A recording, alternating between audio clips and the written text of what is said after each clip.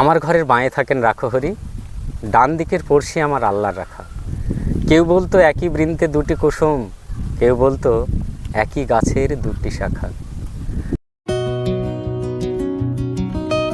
মাথায় গামছার ফেটটি ও মৃদু হাসতে হাসতে অবলীলায় সুনীল গঙ্গোপাধ্যায় কিংবা জীবনানন্দ দাশদের কবিতা আবৃত্তি করেন। চাষ করতে করতে আজ তিনি কবিতাওয়ালা। সোশ্যাল মাধ্যমের দৌলতে বাঙালির কবিতা আস্বাদনের ঘরে নদিয়ার করিমপুরের কিশোরপুর গ্রামের যুবক আজিবর মণ্ডল জায়গা করে নিয়েছেন। উচ্চ মাধ্যমিক পাশ করার পরপরই লেখাপড়ায় ছেদ পড়ে যায়। পাকাপাকিভাবে কৃষিকাজকেই পেশা হিসাবে বেছে নেন। যুক্ত রয়েছেন নানান সামাজিক কাজের সঙ্গেও। তার সহজ সরল কবিতা বলার ভঙ্গিমাকেই সাদরে গ্রহণ করেছেন সাহিত্যপ্রিয় মানুষ।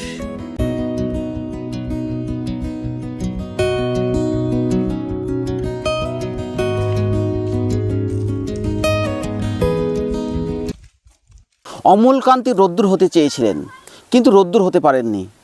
কিন্তু কবিতাওয়ালা আজিবর মণ্ডল তিনি মানুষের মনের জায়গা দখল করে নিয়েছেন। আজ চলে এসেছি আজিবর মণ্ডলের কাছে।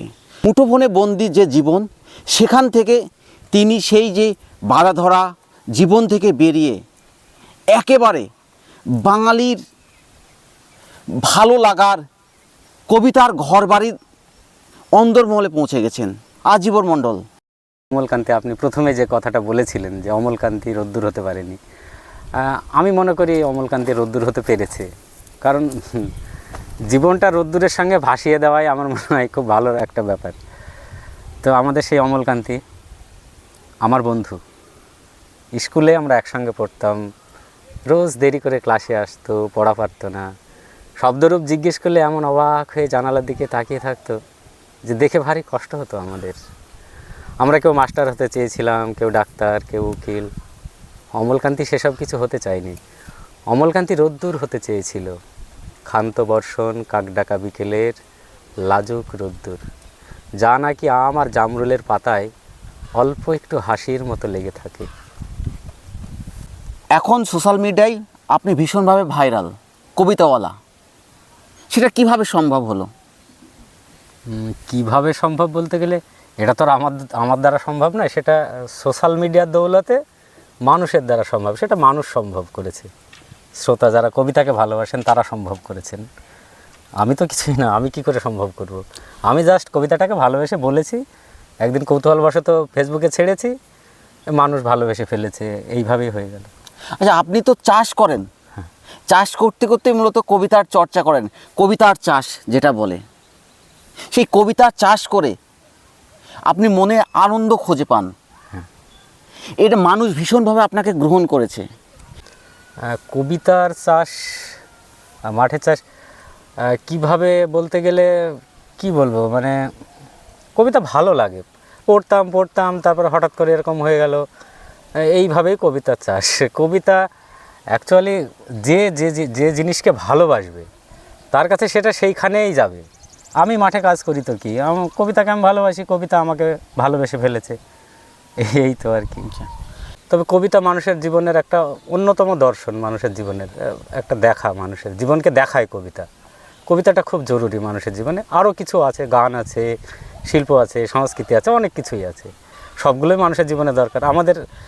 আমরা যেমন কৃষিকাজ করি, কৃষিও তো আমাদের জীবনের দর্শন, আমাদের বাঁচতে শেখায় তো কৃষি। একটা ফসল ফলছে, অঙ্কুরিত হচ্ছে, বড় হচ্ছে, ফলছে।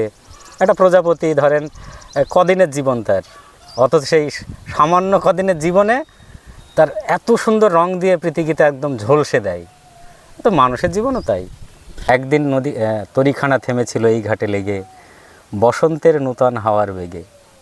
তোমরা শুধাই ছিলে মোরে ডাকি, পরিচয় কোনো আছে নাকি, যাবে কোনখানে? আমি শুধু বলেছি কে জানে। নদীতে লাগিল দোলা, বাঁধনে পড়িল টান, একা বসে গাহিলাম যৌবনের বেদনার গান। সেই গান শুনি কুসুমিত তরুতলে তরুণ তরুণী তুলিল অশোক। মোর হাতে দিয়ে তারা কহিল, এ আমাদেরই লোক, আর কিছু নয়, এই মোর প্রথম পরিচয়। এই তো জীবন। আমাদের এই যে পাশাপাশি বাস, হ্যাঁ, ওটা বলুন।